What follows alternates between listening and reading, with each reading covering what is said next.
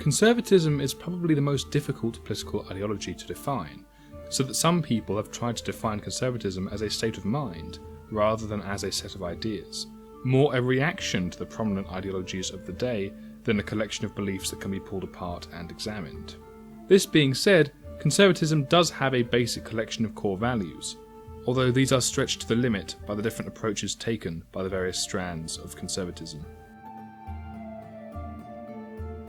As conservatism is so difficult to define, it is also very difficult to pin down where it began. Certainly, a basic distrust of new ideas and a wish to continue living in the old ways is a fairly universal human phenomenon. Many books have been written from many different cultures arguing that traditions should be maintained in the face of new ideas. However, if we look at conservatism as an ideology rather than as a state of mind, one obvious starting point is Thomas Hobbes, the writer of Leviathan, one of the most important political works ever written.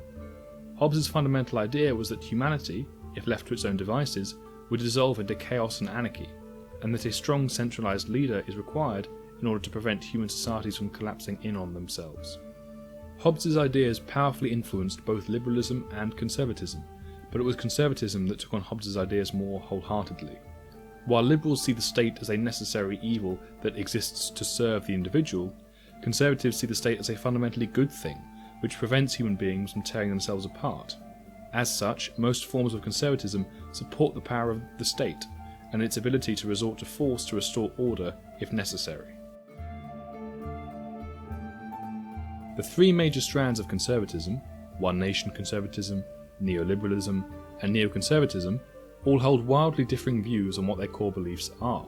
Neoliberalism can loosely be described as a 20th and 21st reimagining of 19th century liberalism, and thus is better discussed in my Introduction to Liberalism video, while the remaining two strands share enough core values to warrant discussion here. Conservatives see human beings as naturally fickle and difficult, prone to treating others unfairly if allowed to get away with it. Because of this, conservatives reject any idea of humanity as inherently good, but also reject any idea of human nature as a constant, seeing the way human beings act towards each other as driven by their needs at the time, rather than any law of nature.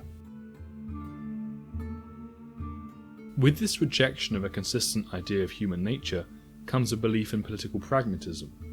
Conservatives shy away from the grand overarching theories of ideologies such as socialism, instead attempting to operate within the existing society and culture.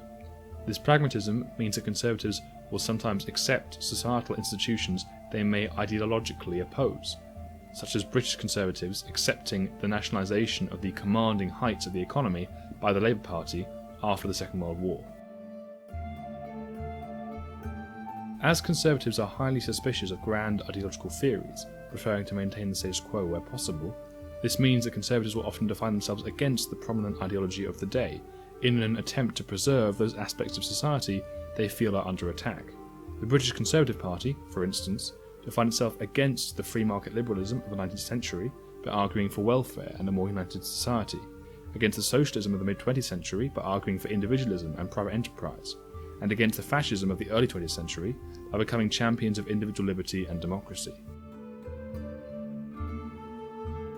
In general, conservatives are supporters of tradition, holding that institutions and ideas that have stood the test of time should not be dismissed lightly. This does not mean that conservatives reject change, rather they argue that all change should be gradual and should respect the particular customs of the society at large. As previously discussed, conservatives tend towards an ideal of society that has strong top-down control by a relatively centralised government. Because of this, conservatives argue for a strong state that can protect its citizens when required, as well as an acceptance of societal hierarchy and support for private property. Seeing human beings as naturally fickle creatures, conservatives believe the best way of keeping order is having a state willing to maintain it. Neoconservatives are particularly keen on this idea, as they see social discipline as the best way of structuring society, and believe that too much focus on individual choice damages society's cohesion.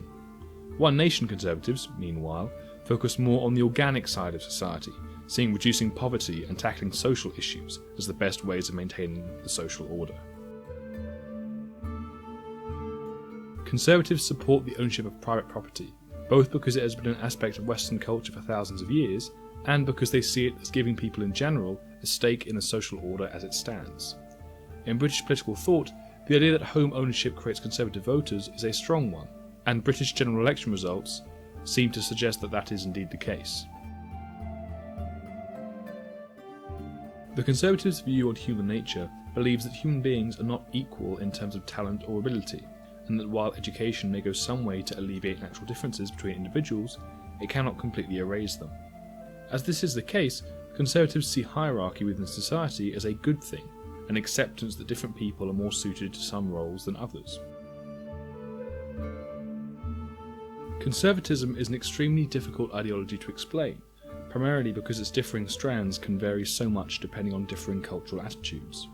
In France, for example, a conservative is likely to defend the French tradition of public secularism and reject public displays of religion, while in America, a conservative is likely to wholeheartedly embrace religion in the public realm.